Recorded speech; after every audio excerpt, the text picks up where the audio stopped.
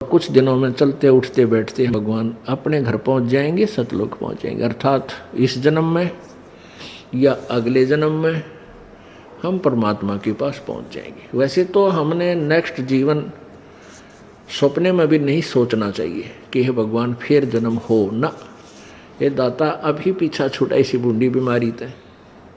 तो उसके लिए हमने अभी दर्द कमर कस लेनी चाहिए और परमात्मा के ज्ञान को आधार मानना चाहिए।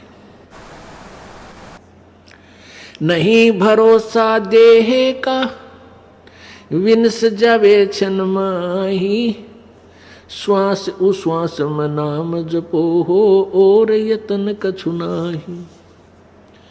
कबीर श्वास उश्वास में नाम जपो, व्यर्था श्वास मत खो, न जाने इस श्वास को हो आवण हो के न हो।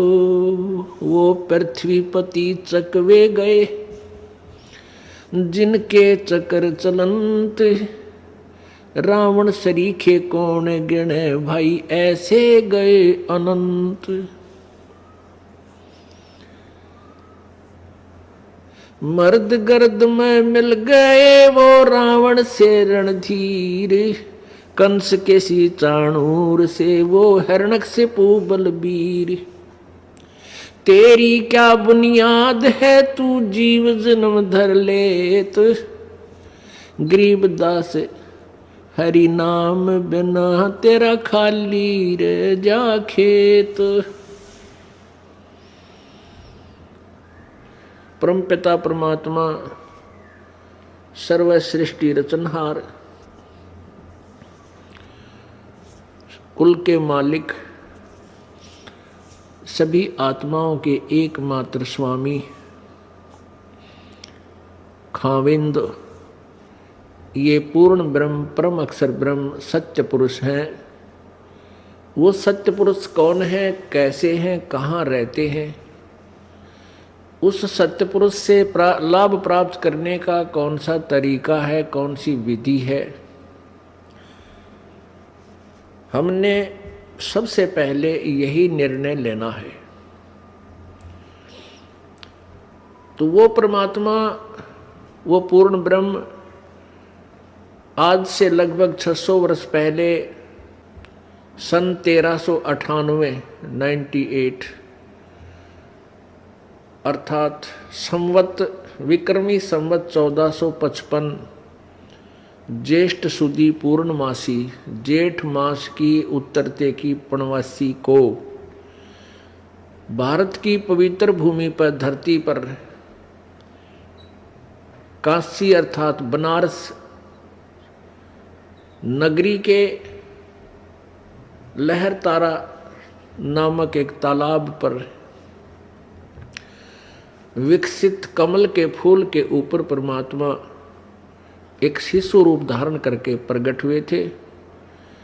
वो अपने सतलोक से सह शरीर आए थे एक लीला करने के लिए। वो परमात्मा प्रत्येक युग में ऐसे ही आते हैं।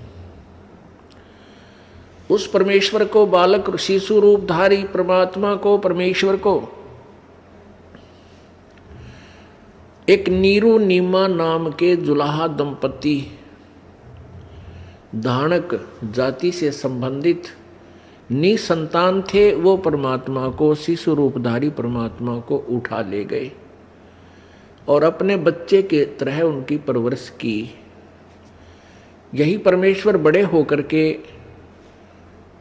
जुलाहा कबीर धानक रूप कबीर कहलाए। पुण्यात्माओं, इस बात को सुनकर प्रत्येक प्राणी को धक्का सा लगता है कि कबीर जी के बारे में हमने कभी नहीं सुना कि ये परम शक्ति हैं, ये परमेश्वर हैं, ये सृष्टि रचनहार हैं।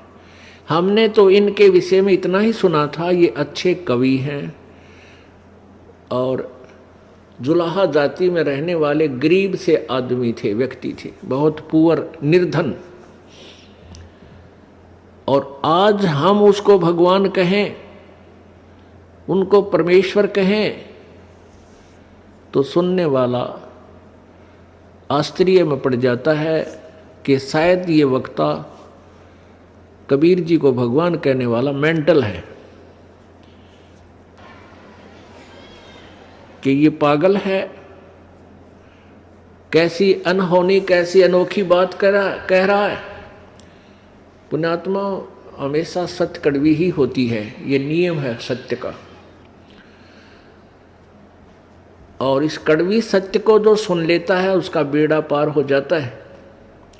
जैसे कोई रोगी है, उसको कड़वी दवाई खिलाई जाती है, जैसे मलेरिया हो जाता है, बुखार मलेरिया ज्वर हो गया, उसको वो कड़वी औषधि खानी ही पड़ेगी, तभी वो स्वस्थ हो पाएगा। ठीक इसी प्रकार कबीर इज गॉड, ये सुप्रीम गॉड है, सुप्रीम गॉड यानी सर्वोपरि प्रभु। उत्तम पुरुष तो अन्य परमात्मा इति उदाहरते, ये लोग तर्यम आविश्य विभर्ति अवय ईश्वर है, ये वो परमात्मा है जो पवित्र गीता जी अध्याय नंबर 15 के श्लोक नंबर 17 में जिसके विषय में विशेष विवेचन दिया है। और ये वही परमात्मा है जिसके विषय में गीता ज्ञानदाता अध्याय नंबर 15 के श्लोक नंबर 1 से 4 और गीता जी अध्याय नंबर 8 के श्लोक नंबर 3, 8, 9, 10, 18 से लेकर 21, 22 तक उसी परमेश्वर की महिमा, परम अक्षर ब्रह्म की, उस तीसरे अव्यक्त की महिमा कही गई है। और गीता जी अध्याय नंबर 18 के श्लोक नंबर 62 में, श्लोक नंबर 47 में, 46 में, श्लोक नंबर 66 में उसी परमेश्वर की महिमा गाई गई है। वैसे तो बहुत से स्थानों पर पवित्र गीता जी में सैकड़ों स्थानों पर परमात्मा अन्य भगवान जो गीता ज्ञानदाता से अन्य है, और वो सुप्रीम पावर है, वो परम शक्ति है, उसका बहुत जगह पे विवेचन है, वर्णन है।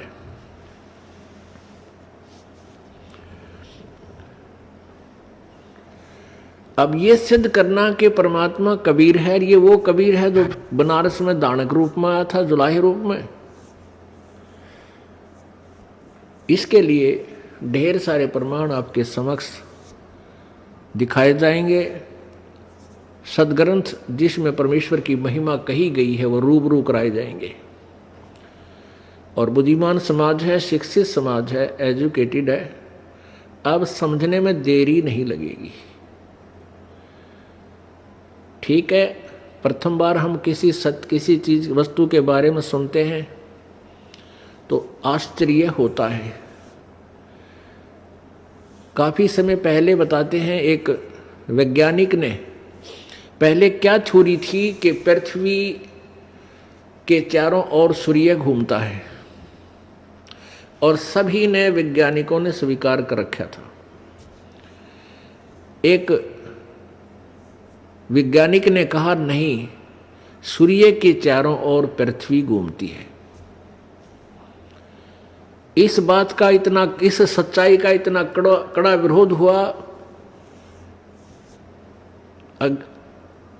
भोली जनता ने उन पादरियों के कहने से, उन धार्मिक गुरुओं के कहने से इतना विरोध किया कि ये झूठ बोलता है, उनको फांसी की सजा दिलवा दी।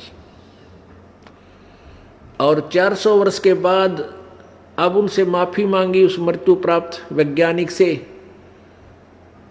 कि तू सत्य कहता था और आपके साथ जो बदसलूकी हुई उसके लिए अक्षमा याचना करते। ईब के टिंडे लेने मांगी हैं, अब वो मर लिया, मार दिया, अब अक्षमा याचना करते हैं। इन दुष्टों ने ऐसे नाश करवाए हैं। जो ज्ञानहीन स्वार्थी लोगों ने ऐसे ही पुण्यात्माओं के साथ विरोध करवाया और उनको मृत्यु के घाट पहुंचवा दिया। जैसे ईसा मसीह के साथ जी के साथ यही विरोध हुआ था। और जिनकी रोजी रोटी को, जिन उन धार्मिक व्यक्तियों की रोजी रोटी को खतरा हो गया था, उन्होंने ईसा मसीह जी का विरोध किया और उनको भी क्रश करवा दिया। तो कारण क्या रहा कि उस समय जनता जागृत शिक्षित नहीं थी, और आज इस दास के साथ वही रिहर्सल की गई, लेकिन अब जनता जागृत है, शिक्षित है, सदग्रंथ हमारे पास उपलब्ध हैं। इन पाप आत्माओं की दाढ़ इब गले को न्यार ना गली, क्योंकि परमेश्वर ने कहा है कि इस कलयुग में जो बिचली पीढ़ी आवेगी उसमें पूरे विश्व में मेरा ही ज्ञान रहेगा। धर्मदास जी, धर्मदास एक महापुरुष हुए हैं, अच्छी श्रेष्ठ आत्मा हुई है, जिनको परमात्मा से आकर मिले थे। उसको बताया था कि सतयुग के बिचली पीढ़ी जब आएगी, अब तो मैं आया हूं प्रथम चरण में। सन 1398 में 600 वर्ष पहले प्रथम चरण था परमात्मा का। अब ये मध्य वाला चरण है, बिचली पीढ़ी अब शुरू हो गई है। सन 1947 में भारत आज़ाद हुआ और उसके बाद शिक्षा का दौर एकदम दावानल की तरह फैल गया। पूरा भारतवर्ष शिक्षित हुआ, बूढ़े भी पढ़ा दिए, बुढ़िया भी पढ़ा दी, अक्षर ज्ञान युक्त हो गए। इसका यही कारण था कि अब हम सदग्रंथों को पहचानेंगे, आंखों देखेंगे और परमात्मा को परमात्मा मानेंगे। जब तक हमें ये दृढ़ विश्वास नहीं होगा कि जो जिसको हम भगवान मान रहे हैं, जिसकी हम साधना कर रहे हैं, ये सत्य है, तब तक हम भक्ति क्षेत्र में सफल नहीं हो सकते। गीता जी अध्याय नंबर 2 के श्लोक नंबर 53 में कहा कि अर्जुन, जब भिन्न भिन्न प्रकार के भ्रमित करने वाले ज्ञानों से, वचनों से तेरी बुद्धि हटकर एक परमात्मा के ऊपर आश्रित हो जाएगी, एक परमेश्वर के ज्ञान, तत्व ज्ञान के ऊपर जब सेट हो जाएगी, स्थिर हो जाएगी, तब तू योग को प्राप्त होगा। योग माने भक्ति। तब तू भक्ति को प्राप्त होगा, अर्थात तू भक्त बनेगा, योगी बनेगा। तो पुण्यात्माओं, सबसे पहले हमने ये भिन्न भिन्न प्रकार के वचनों में, भिन्न भिन्न प्रकार के ज्ञान जो अन्य संतों और ग्रंथों, मनगढ़ंत ग्रंथों ने अपने अपने अनुभव के ग्रंथों में जो ज्ञान गलत कर दिया है, उससे हट करके हम एक शास्त्र अनुकूल साधना और शास्त्रों के ज्ञान के ऊपर आधारित हो जाएंगे, तब हम भक्त बनेंगे, तब हम सच्चे पथिक बनेंगे। अब भक्ति मार्ग क्यों कहा जाता है? भक्ति का रास्ता, वे ऑफ वर्शिप, पूजा की विधि, पूजा का मार्ग। तो जब हम यात्री हैं परमात्मा के मार्ग के, और जब तक हमें सुमार्ग नहीं मिलेगा, सच्चा रास्ता नहीं मिलेगा, तब तक हम अपनी यात्रा व्यर्थ कर रहे हैं और विपरीत दिशा में कर रहे हैं। और जब हमें ये पक्का निश्चय हो जाएगा कि जिधर हम जा रहे हैं ये वही मार्ग है जिधर हमने जाना चाहिए, फिर 10 कदम रखेंगे, मंजिल की ओर होंगे, और कुछ दिनों में चलते उठते बैठते हम भगवान अपने घर पहुंच जाएंगे, सतलोक पहुंच जाएंगे। अर्थात इस जन्म में या अगले जन्म में हम परमात्मा के पास पहुंच जाएंगे। वैसे तो हमने नेक्स्ट जीवन सपने में भी नहीं सोचना चाहिए कि हे भगवान फिर जन्म हो ना, ये दाता अभी पीछा छूटा इसी बूढ़ी बीमारी थे।